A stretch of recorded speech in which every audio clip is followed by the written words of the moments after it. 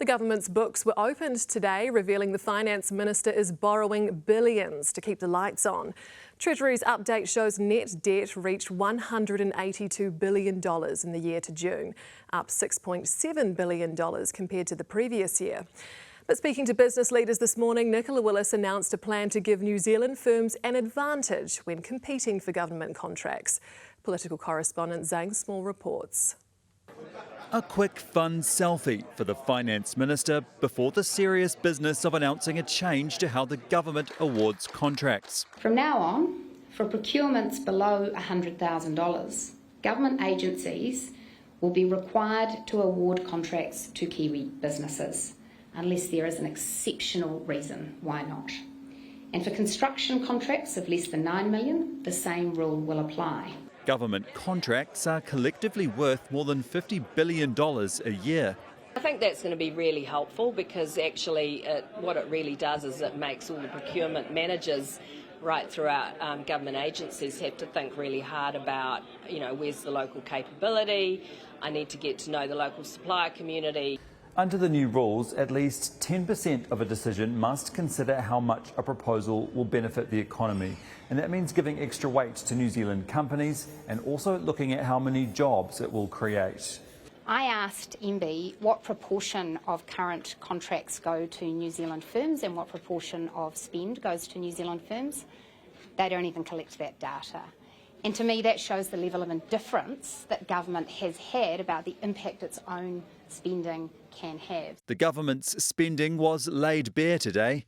Treasury's books showing net debt was $182.2 billion, an increase of $6.7 billion since last year.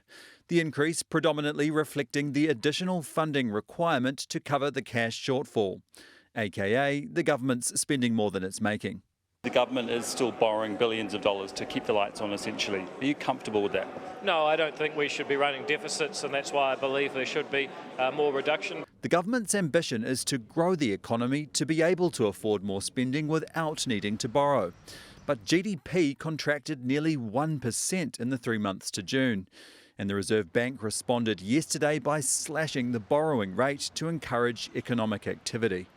It's prompted an Aussie publication to brand New Zealand's economy as cooked. We've charted a path to fiscal consolidation which shows us achieving our fiscal goals. We never said it would happen overnight. I think New Zealanders get it. You build up that much debt as quickly as the last government did, it takes time to pay it down. Figures out today show the government's direction to prioritise savings and back office functions has led to 1,533 redundancies in the past year.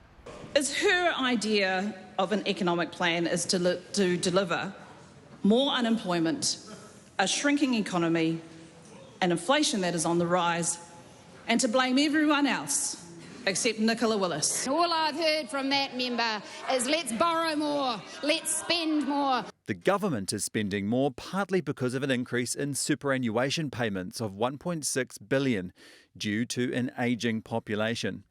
But the Finance Minister is confident she can turn things around. I invite you to share my optimism that New Zealand has every reason to expect better tomorrows than yesterdays.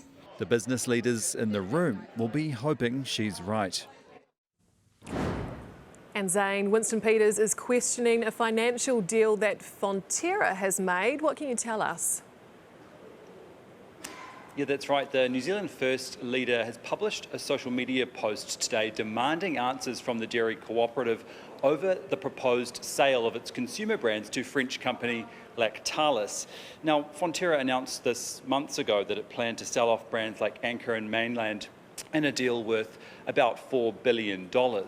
Shareholders in Fonterra still need to approve this deal and voting has opened, but Winston Peters is questioning if that deal is in the best interests of New Zealand. Here's what he had to say this afternoon. Well, my questions are, how long is this deal for? Is it 3 years, 5 years, or 10 years? Why are you giving added value to a French company? Why are you going to repeat the same mistake you made when you lost $1.4 billion in China? And what are you getting out of it when you as directors? Why don't we all know that? Now, Laura, I've heard from Fonterra this afternoon and they argued that all of the answers to his questions are publicly available.